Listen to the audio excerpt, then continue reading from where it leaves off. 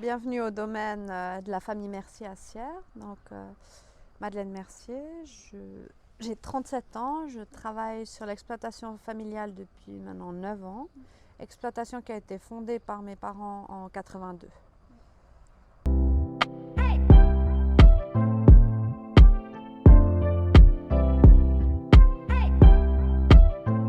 Alors, j'ai toujours été dans le vin. J'ai pas j'ai pas fait mon apprentissage en fait. J'ai pas pris la voie directe. J'avais des bonnes notes à l'école. Alors, j'ai été faire ma maturité gymnasiale et au milieu de ces 5 ans de collège, je suis partie aux États-Unis pendant une année apprendre l'anglais. Et à force de raconter le métier de mes parents à mes copains américains, je me suis rendu compte en fait que ça me passionnait et que la vigne me manquait, le paysage, les images que vous voyez derrière moi. Et du coup, voilà, c'était un choix de revenir. Enfin, la décision, elle s'est prise quand j'avais 18 ans, en fait, de revenir sur le domaine.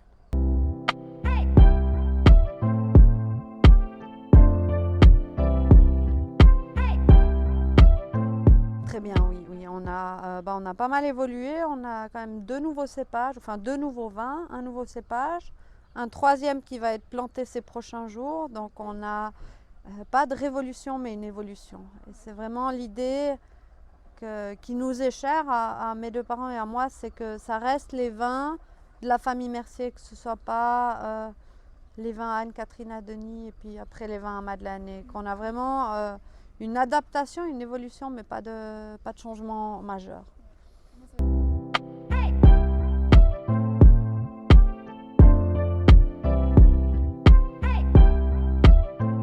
Alors moi j'ai beaucoup appris donc depuis 2012 que je suis revenue. Donc en 2012 j'ai passé toute la saison à la vigne. Ça c'était capital, c'est d'apprendre voilà, par où tout commence, ça veut dire la terre, vraiment d'être littéralement de transpirer avec les ouvriers. Je pense aussi par rapport aux ouvriers qui m'ont connue quand j'avais 15 ans.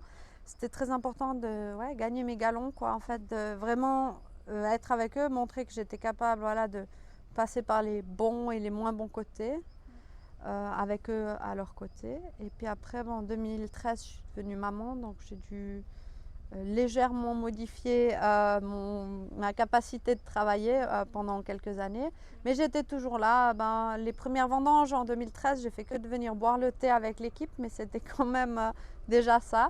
Et voilà, finalement, après, au gré des enfants qui grandissent, j'ai augmenté ma force de travail. Et assez rapidement, du fait des enfants, c'était plus facile d'être à la cave qu'à la vigne. Et un peu naturellement, ça s'est fait comme ça. Et puis, en parallèle de la cave, parce que finalement, il y a beaucoup de boulot pendant les vendanges et les mises en bouteille. Le reste de l'année, comme on est assez peu actif sur les vins, je m'occupe des clients ou du bureau aussi, qui est un aspect non négligeable. Pas très glamour, mais quand même bien là.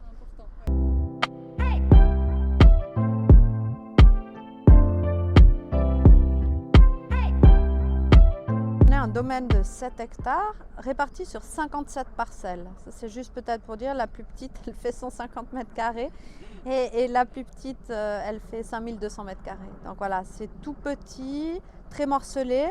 Après, on a quand même 3 entités principales. On a une entité ici autour de la cave à Goubin qui fait à peu près 1,5 hectare. Et puis une entité un peu plus grande autour du château Mercier qui était donc la résidence de vacances de mes aïeux. On n'a malheureusement plus la résidence de vacances, mais on a pu garder les vignes. C'est ce qui nous importe, c'est nos meilleurs terroirs là-bas et nos meilleurs cépages qui sont plantés autour de ce château. Et là, on a à peu près 2 hectares de vignes. Et le reste est réparti. On a une partie à Ventône aussi, puis d'autres parties sur les différentes collines autour de la ville d'ici. Après, au niveau des cépages, on a 12 cépages différents et 14 vins. En fait, voilà, on a que des monocépages à part un assemblage. Et voilà, l'idée c'est vraiment de tirer de chaque parcelle le meilleur. Et ça c'est un travail, voilà, on n'a pas l'entrée de gamme et le haut de gamme, on a donc tout le fondant va dans le même fondant. Il y a différents terroirs, hein. Lors de la vinification, on a 2-3 cuves en fonction des différents cépages. Après, on n'a jamais estimé qu'il y avait besoin de rassembler tout ça sous plusieurs étiquettes en fait. Et les jeunes vignes, on leur demande de porter moins de raisins et c'est des raisins qui sont toujours de qualité similaire aux vieilles vignes. Donc il n'y a pas de notion de séparer. Ce qui est aussi un plus grand challenge finalement. On n'a pas de vin fourre-tout dans lequel on pourrait mettre les fonds de cuve, comme ça peut se faire parfois. Donc ça, on n'a pas. Et puis le seul assemblage qu'on fait, c'est la dôle, en fait, qui est pour nous, je dirais, enfin pour moi en tant qu'œnologue, qui est le moment le plus intéressant de l'année, où c'est peut-être le seul où je fais le métier que j'ai vraiment appris, parce que voilà, on a 6 cuves de pinot, donc du parcellaire, des différentes façons d'élever aussi. Le pinot, ça reste celui qu'on produit le plus au niveau des litres, donc c'est celui où à la cave, durant les vendanges, on s'amuse un peu, avec rafle, sans rafle, des macérations plus ou moins longues, plus ou moins courtes, à des températures différentes. Et finalement, on a 6 cuves de pinot et on doit créer 2 vins, le pinot noir et la dôle, et on s'amuse, quoi. Et dans la dôle, on ajoute du gamay, évidemment, et surtout aussi de l'Ancelotta et du Galota. Ces 2 vins qui sont teinturiers, donc qui amènent vraiment de la couleur, de la structure, et un petit goût quand même de fruits noirs assez intéressant qui rend la dôle un vin de tous les jours qu'il nous importe aussi de faire.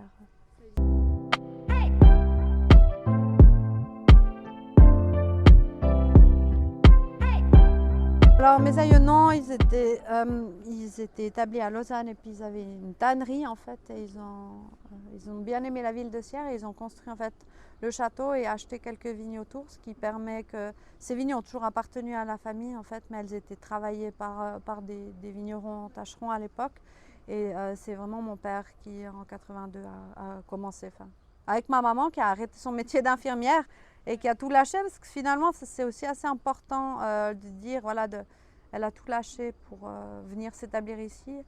Lui, vaudois, elle, bernoise, c'était pas tout simple dans les années 80, mais voilà, beaucoup d'eau a coulé sous les ponts et voilà, on est bien établi maintenant, je crois.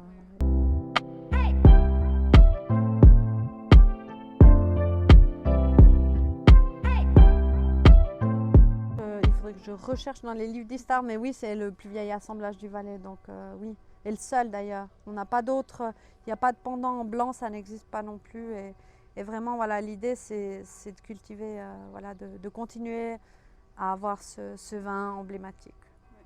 Tout ça à côté des autres cépages plus traditionnels comme le Johannis, la Petite Arvine, le Païen. On est dans la vallée du Rhône, on a de la Marsanne aussi.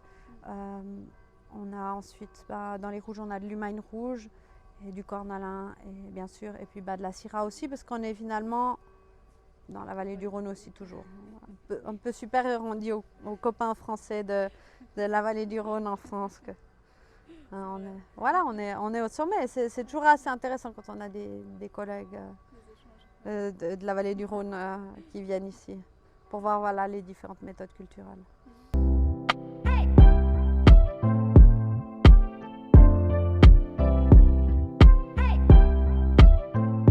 Donc en fait, la vallée du Rhône, il y a très longtemps, c'était un marécage. Quand le glacier du Rhône s'est retiré, on a eu le Rhône est resté très longtemps sauvage et puis après ils ont fini par l'endiguer. Donc vraiment, la ville de Sierre, elle est caractérisée par ces 7 collines qui ont été donc construites par le retrait du glacier, avec beaucoup de rochers. Comme on peut voir juste derrière, on a un immense rocher, un bloc erratique, et ça, il y en a beaucoup. Il y en a pas mal dans les vignes qui sont parfois pas toujours judicieusement placés quand on veut replanter des vignes, mais voilà, ça fait partie du jeu. Donc on a des sols qui sont très avec beaucoup de roches, et puis on n'a pas toujours beaucoup de profondeur. Sur ces collines, parfois on est directement sur la roche-mère, donc on a quand même un important travail d'irrigation à mettre en place. Principalement du calcaire ici. Voilà, et énormément de calcaire, ouais. Avec des porte-greffes aussi adaptés à un fort taux de calcaire.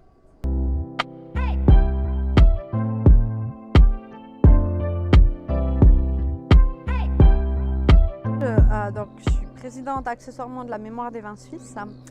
Donc, alors, je peux recommander les yeux fermés tout à mes collègues. Voilà.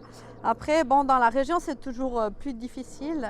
Je trouve on a de la chance d'être beaucoup de filles, en fait, de ma génération, qui reprenons peu à peu ou qui travaillons avec nos parents. Et je pense que, sans faire du féminisme, parce que loin de là, mais je pense que on doit bénéficier. On a plein de collègues femmes de la génération de nos parents qui ont souffert énormément et à qui aujourd'hui on rend hommage en fait finalement en mettant en avant que grâce à elles, et ça je le souligne quand même toujours, grâce à elles, grâce au courage qu'elles ont eu, c'est pas choquant qu'une femme elle étudie à Changin maintenant, et ça je pense qu'on doit leur rendre hommage à ça.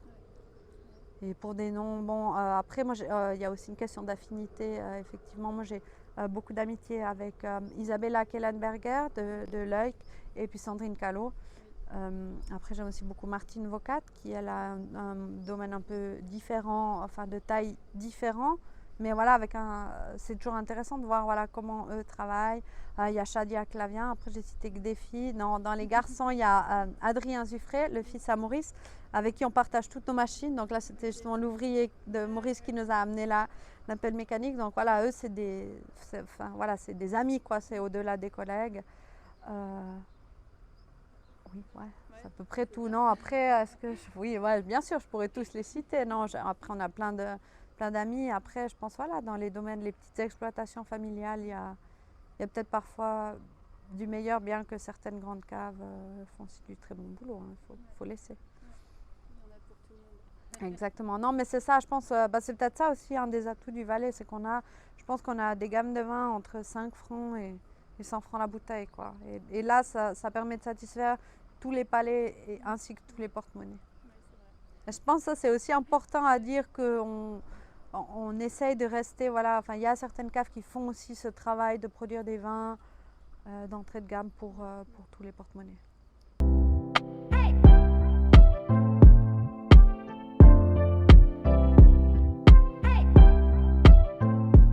Oui, alors il y a de la demande. Nous, on a choisi de ne pas rentrer dans ce marché-là. On a de la peine à satisfaire la clientèle autochtone. Et on pense que ce serait relativement mal compris si nos vins commençaient à être commercialisés à New York, Hong Kong ou je sais pas où, Paris, sans qu'on vende nos vins ici aux clients qui font, disons, l'effort de venir ici. Donc c'est pour cette raison. Et surtout, on ne produit pas des quantités suffisantes. Aux exportateurs, quand on leur dit que vous pouvez avoir 12 ou 24 bouteilles, ils nous rient au nez, quoi. Donc voilà, on n'est pas... et je crois que tant qu'on a la force, la main-d'œuvre nécessaire, ça veut dire maintenant on est 3 à travailler sur le domaine et 3 à mettre la main à la pâte, on va dire, pour la vente, et ben ça va bien. Après, je ne sais pas de quoi sera fait l'avenir. On voit en tout cas qu'il y a une demande actuellement pour les vins étrangers. Et justement, dans le cadre de la mémoire des vins suisses, on a des domaines de différentes tailles et effectivement, dès qu'on fait des volumes importants, ça vaut la peine d'exporter. C'est clair que c'est intéressant et c'est vrai que c'est un peu triste à dire, mais le fait que les vins suisses s'exportent, ça leur amène une notoriété en Suisse. Et ça, je pense que les vignerons suisses ont fini par le comprendre et à le faire. Après, nous, voilà, quand on produit 1500 bouteilles d'un vin, compliqué d'en envoyer 500 parce que c'est à peu près quand même les volumes demandés à l'export. Et ce qu'on comprend, hein, il faut faire des contre-étiquettes, il y a tout un tas de démarches à faire pour 24 bouteilles, ça ne vaut pas la peine. Mais à mon avis, ça fait partie aussi de l'avenir et on voit que la demande, elle est là, quoi. Après, moi, j'encourage tous les étrangers qui veulent venir goûter du vin suisse à venir ici, profiter. Je pense qu'il y a aussi cette notion on est là, on est au milieu de ces montagnes, on voit en fait la pénibilité du travail du vigneron et je me suis rendu compte en accueillant quand même beaucoup de journalistes ici que c'est en voyant la pénibilité du travail, voilà, comme les vignes sont raides, comme c'est morcelé, comme il y a des murs en pierre sèche, ça explique beaucoup en fait de l'intérieur de la bouteille. Ouais. Ça justifie en partie les coûts qui souvent sont une question, les coûts et puis voilà, peut-être aussi voilà, pourquoi il y en a peu, pourquoi on n'exporte pas, parce que voilà, l'entier de la production elle est là sous nos yeux. Un trésor un peu caché, ouais, exactement. Ouais. Mais après, disons qu'on le vend volontiers aux gens qui viennent ici.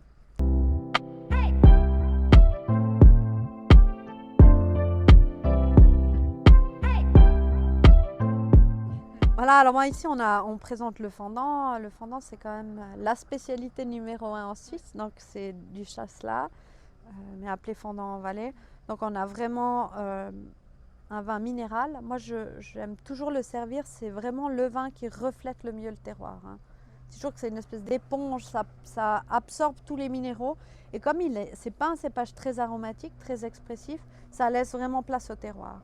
Et j'aime toujours à dire que quand on goûte le fendant ou le chasselas chez les collègues, s'il est bon, en principe tout le reste de la gamme est bon.